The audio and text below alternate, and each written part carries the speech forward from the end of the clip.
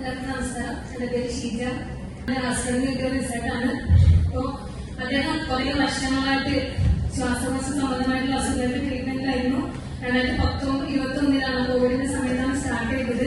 ഇപ്പൊ നമ്മള് എന്താ പറയുക, സർജറി കാര്യങ്ങളൊക്കെ ഡോക്ടർ നിർദ്ദേശിച്ചിട്ടുണ്ടായിരുന്നു. പക്ഷെ നമ്മൾ മെഡിസിന്റെ ഹെൽപ്പോട് കൂടിയിട്ടാണ് ഇത്രയും 2026 വരെ വന്നിട്ടുള്ളത്. അപ്പോ ചുമക്കുന്ന സമയത്ത് ബ്ലഡൊക്കെ വരും.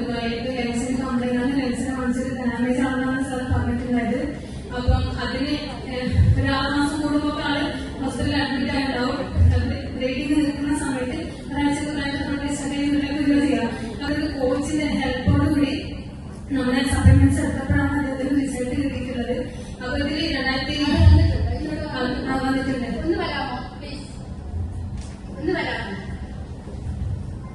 അപ്പൊ 2025 ശ്വാസകോശത്തിലൊരു ഭാഗം മുറിച്ച് നീക്കാമെന്നാണ് ഡോക്ടർ പറഞ്ഞത്, ശ്വാസത്തിന് പരിഹാരം കിട്ടാൻ വേണ്ടിയിട്ട്. അപ്പൊ നമ്മൾ ഹോസ്പിറ്റലിൽ അഡ്മിറ്റ് ആയിട്ടുണ്ടായിരുന്നു. ഇപ്പൊ 27 അഡ്മിറ്റ് ആയി 27 രാവിലെയാണ് സർജറിക്ക് ഡേറ്റ് തന്നിട്ടുണ്ടായത്. പക്ഷെ 27 രാത്രി ഡോക്ടർ വന്നിട്ട് പറഞ്ഞു, ഇവർക്ക് ഓപ്പറേഷൻ ചെയ്യാൻ പറ്റില്ല, തൈറോയ്ഡ് ഹൈ ആണ്, ഈ അവസ്ഥയിൽ സർജറി ചെയ്ത് കഴിഞ്ഞാല് ആള് കോമ സ്റ്റേജിലേക്ക് പോകുന്നു പറഞ്ഞു. അങ്ങനെ നെക്സ്റ്റ് വീക്കിലേക്ക് നമുക്ക് ഡേറ്റ് തന്ന് തൈറോയ്ഡ് കുറയാനുള്ള മെഡിസിൻസ് നമുക്ക് തന്നിട്ടുണ്ടായിരുന്നു. അപ്പൊ ആ ഒരാഴ്ച അതിനിടയില് ബ്ലഡ് വേണമെന്ന് പറഞ്ഞുകൊണ്ട് നമ്മുടെ ബേസിക്കലുള്ള സ്പോർട്സ് സിഗരറ്റ് സാറിനെ കോൺടാക്ട് ചെയ്ത് വന്നിട്ടുണ്ടായിരുന്നു. അപ്പൊ അദ്ദേഹം പറഞ്ഞു, ഇവിടെ നിങ്ങളെന്തിനാണ് സർജറിക്കൊക്കെ പോയത്, നമുക്ക് ഇവിടെ തന്നെ അതിനുള്ള കാര്യങ്ങളുണ്ട്, നിങ്ങൾ വരുമെന്ന് പറഞ്ഞു. അവർ നാട്ടിൽ വന്ന് സംസാരിച്ച് കോച്ചിന്റെ നിർദ്ദേശപ്രകാരമാണ് കൃത്യമായിട്ട് സപ്ലിമെന്റ്സ് എടുത്തത്. ഇന്ന് 9 മാസത്തോളായി അദ്ദേഹം ഹെൽത്തിയാണ്.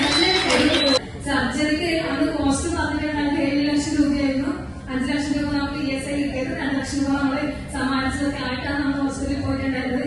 അപ്പൊ ഇന്ന് അതിന് 7 ലക്ഷം രൂപ ലാഭമായി ആള് ശ്വാസകോശ സംബന്ധമായിട്ട് അസുഖമായിട്ടുണ്ട് തന്നെ. സർജറി കഴിഞ്ഞത് എത്രമാത്രം സക്സസ് ആവുന്ന റിസൾട്ടും അത് ഉറപ്പുള്ളവർക്ക് തരാൻ പറ്റിയിട്ടുണ്ടായിരുന്നില്ല. ഇന്ന് നമുക്ക് ഹസ്ബൻഡിനെ തിരിച്ചു കിട്ടി, അദ്ദേഹത്തിന്റെ എല്ലാ കാര്യങ്ങളും ചെയ്യാൻ പറ്റുന്നുണ്ട്. അപ്പൊ അജി, പിന്നെ ഷീജ പറഞ്ഞതൊക്കെ ചെയ്യുന്നത്. എന്റെ മുന്നില് സിജേഷ്. ആ സിനിമ വെച്ചാണ് നിങ്ങളെ ഹെൽപ്പ് ചെയ്തത് കൂടുതലായിട്ട്. എല്ലാ സപ്ലിമെന്റ് കഴിക്കുന്നത് ഇഷ്ടപ്പെട്ടോ?